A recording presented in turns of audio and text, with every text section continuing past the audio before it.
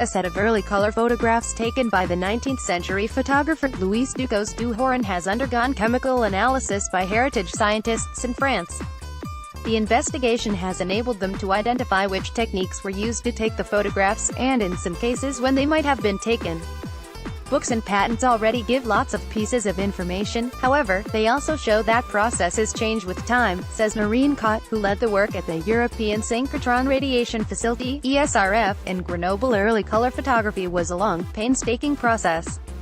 The image would have to be captured as 3 negative shots through different colored filters, which were then developed on gelatin films containing red, blue and yellow pigments. These prints then had to be assembled into a single print to get an image with the full spectrum of colors. Ducos du Hauron helped improve the techniques throughout the late 1800s, introducing different ways to treat and develop the negatives so that the process was quicker, or the resulting photographs more robust and resistant to fading. He kept meticulous records of every tweak he made to his methods, including the different chemicals that could be used. By comparing these records with information on the chemical composition of 3 Ducos du Hauron photographs, Cotte and her colleagues were able to work out which processes had been used to develop them.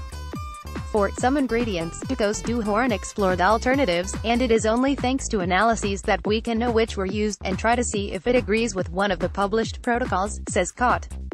The researchers used a suite of analytical techniques on small samples of the photographs, including X-ray fluorescence spectroscopy, Raman spectroscopy and synchrotron-based infrared (IR) spectroscopy. This allowed them to identify some of the photo's chemical constituents, such as the pigments used in the different colored layers of gelatin, protective varnishes and other chemicals used in the development process. 2 of the photos, vase with begonia, tulip and glass of wine pictured, and cliffs close to Algiers, were found to contain ingredients consistent with those described in one of the photographer's detailed protocols from 1878, meaning they were likely taken in or around this year. The pigments Prussian blue and Carmine Lake were used to color the blue and red gelatin layers, respectively, and the use of castor oil or glycerol to soften the nitrocellulose material collodion, which acted as a binder or varnish, was detected. The third, unnamed photograph had a slightly different composition which didn't match up exactly to any of the published protocols, making the date it was taken harder to pinpoint. Cotte wants to carry out similar analyses on more early photographs from museums across France.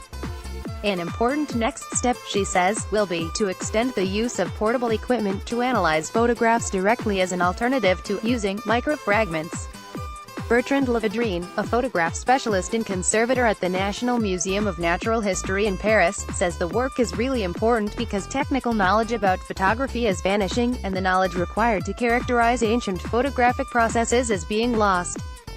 He adds that the study is a good example of bringing techniques that have been used to study paintings and other museum artifacts to this niche field. With the recent advances in analytical instruments, we can better characterize artifacts and link them to a specific process, artist or recipe in a non- or micro-destructive way, he tells Chemistry World. The results will not radically change any conservation or restoration treatment, but they will be very helpful for documentation. He points out that there are still a number of unsolved clues in Ducos du Hauron and others' work. There is a lot to do, especially on color photographs.